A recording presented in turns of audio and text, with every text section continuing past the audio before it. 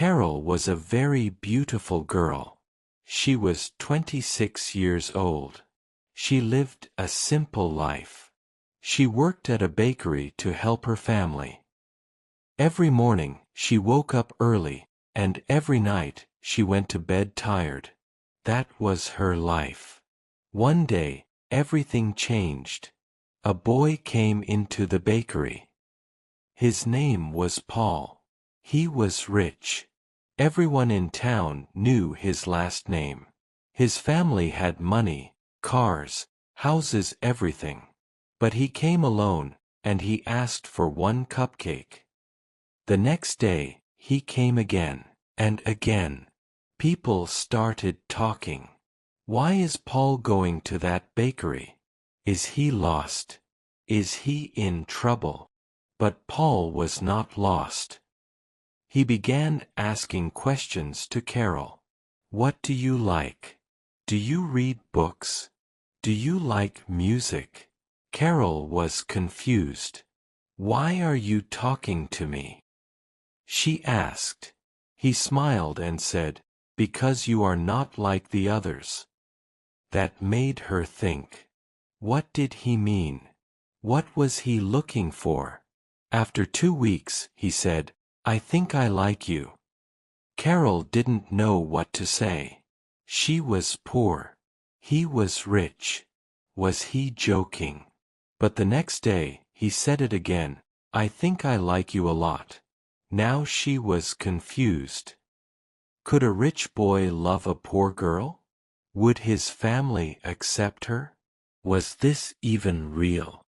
At first, no one knew about Paul and Carol. They talked in secret. They laughed. They shared stories. It felt special. But secrets don't stay secret forever. One morning, Paul didn't come. Then 2 days passed. Then 3. Carol was worried. Did he forget about me? Did I do something wrong? On the 4th day, he came back, but he looked different. He said, my parents found out about us. Carol's heart began to beat fast. She said nothing. She just listened. They are angry, Paul said. They told me I can't see you again. Why? Carol thought. What did I do? Paul said, they said if I stay with you, they will stop supporting me. No money, no car, no job in the family business. Carol couldn't believe it. She wanted to cry, but she stayed quiet. Then he said, I don't care. I want to be with you. But Carol wasn't happy. She was scared. If he chooses me, he will lose everything. She said, you don't need me.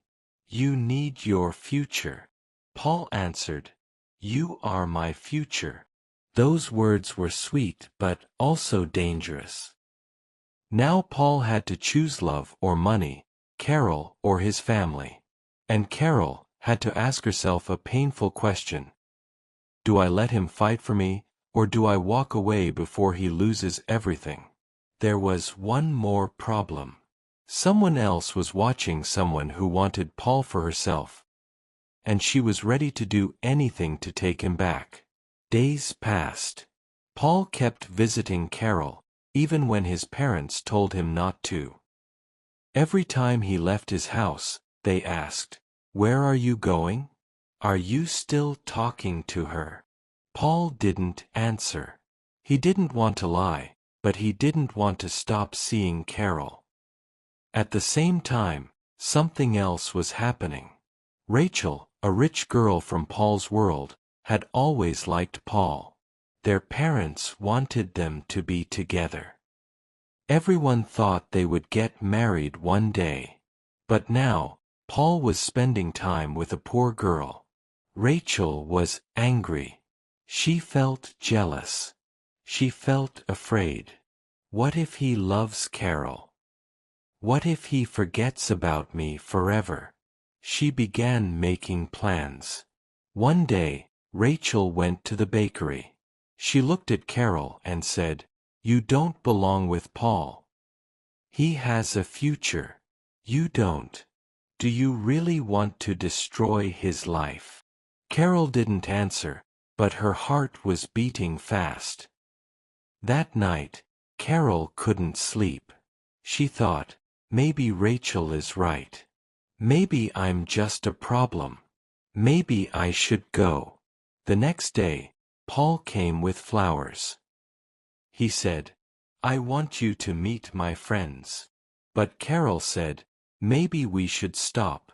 Paul was shocked. "Why?" he asked. She said, "Your life is full of big things. Mine is small. You will lose everything. I don't want that." Paul looked at her. "I already told you I don't care." Carol didn't know what to do. She knew that Rachel was right. Paul's father took his car, his money, and his phone. He said, "If you want to live like a poor man, go ahead." Paul had nothing now. He came to Carol walking. He looked tired. Carol felt pain in her heart. "He is losing everything, and it's my fault." Paul said, "This is not your fault. This is my choice." But Carol didn't feel better. She began to think about leaving. At the same time, Rachel told Paul's parents a lie. She said, "Carol is using him. She wants his money. She told me that." Paul's mother began crying. Paul was angry. "That's not true," he said. But his parents didn't believe him. Now everything was broken. But Paul didn't give up. Even with no car, no money, and no support from his parents, he still came to see Carol. But Carol was changing. She didn't smile like before. She didn't speak much. Her heart was heavy. One night, Carol wrote a letter. In the letter, she said, "You have a big future. You don't need me. I don't want to be the reason you lose everything. I love you, but I must go." She left the letter on the bakery table and went home. She didn't wait for him to come. The next morning, Paul found the letter. He read it. He didn't cry. He didn't speak. He just left. The next morning, Paul found the letter. He read it. He didn't cry. He didn't speak. He just left. That same day, Rachel's parents organized a party. Everyone important was invited: rich families, business friends, even Paul's parents. Rachel told her friends, "Tonight, Paul will be mine again." But Paul didn't come. People waited. Rachel smiled and said, "He will come." But she was wrong. Paul went to the bakery to meet Carol. She saw Paul and said, "Why are you here?" He gave her the letter and said, "You don't decide for me. I decide. I want you. Not money, not parties, not lies."